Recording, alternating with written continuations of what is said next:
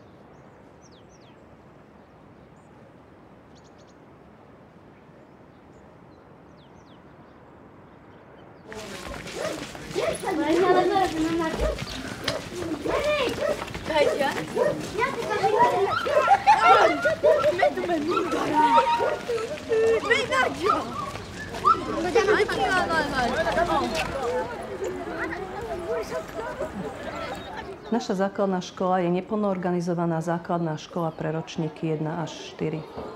Vzhľadom na počet žiakov, lokalizáciu v obci aj vlastne škálu žiakov, ktorá sa vzdeláva v našej škole, môžeme expresívne nazvať aj škola rodinného typu.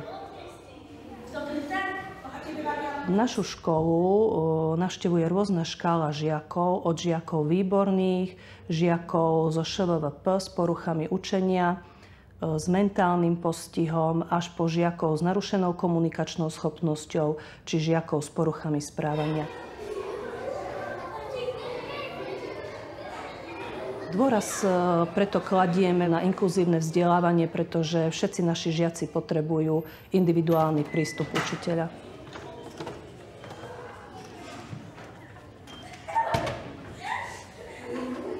Musíme si uvedomiť, že brainstorming je metóda, kedy neexistuje zlý nápad. Ale výborne, nejaký nápad nemôžeme povedať, že nie je dobrý.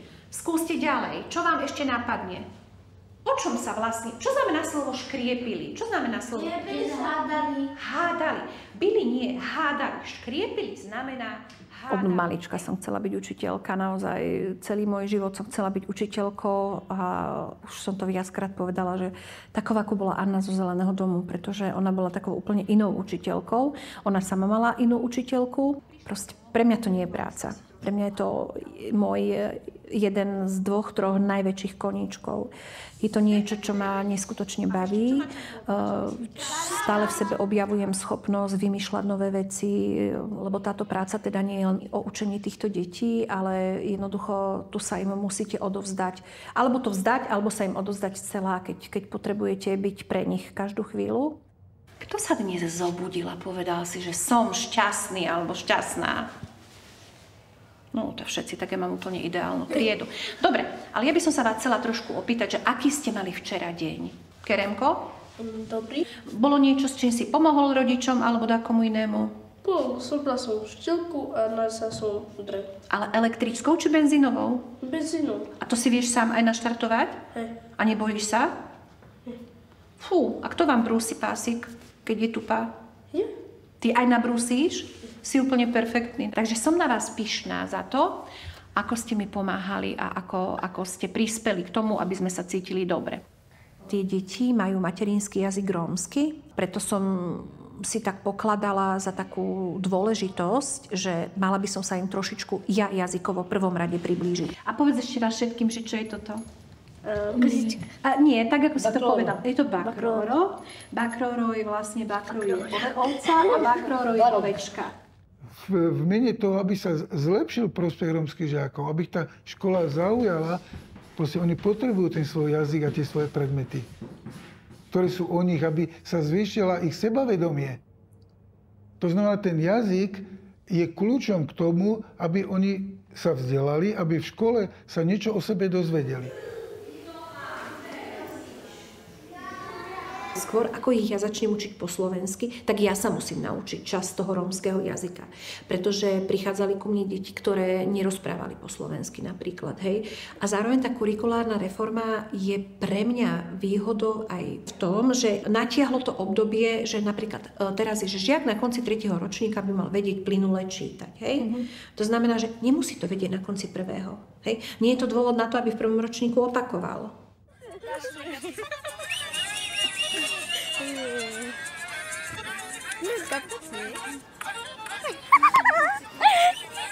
Počúvame už. Áno, sveto vykerá, poveda roda, bude mať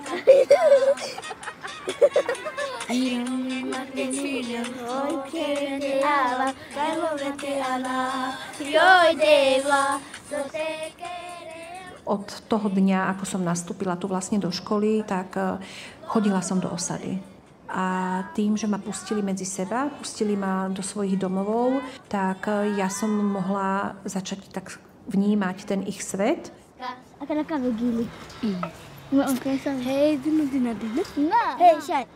Ak môžeme hovoriť o vzdelávaní Rómov, o rómskej škole, tak vždy to boli súkromné aktivity.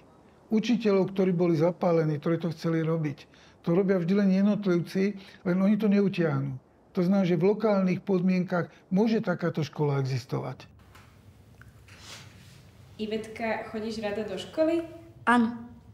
A prečo? Lebo sa učím, čítam a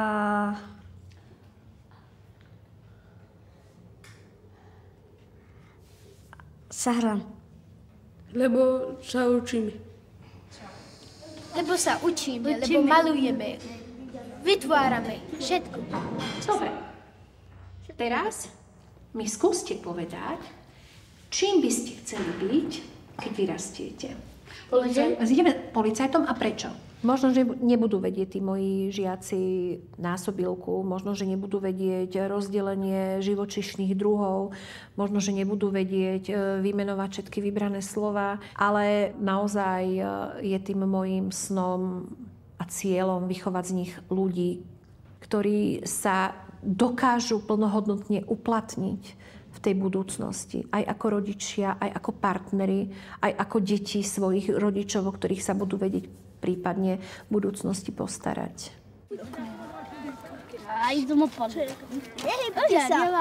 Počúvajte ma všetci, čo je vašou úlohou. Odfotíte záber, ktorý sa vám najviac páči, hej? A na čo ste hrdí, na čo ste pyšní. Možno to je ochmarený.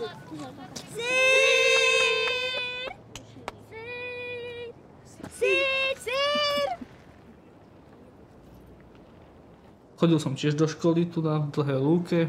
Prvým krokom ma viedla pani Monika Podolenská, ktorá tiež bola moja učiteľka, teda triedna učiteľka a má dosť taký veľký podiel, dovolím si povedať, na mojom momentálnom pôsobení, kde pôsobím.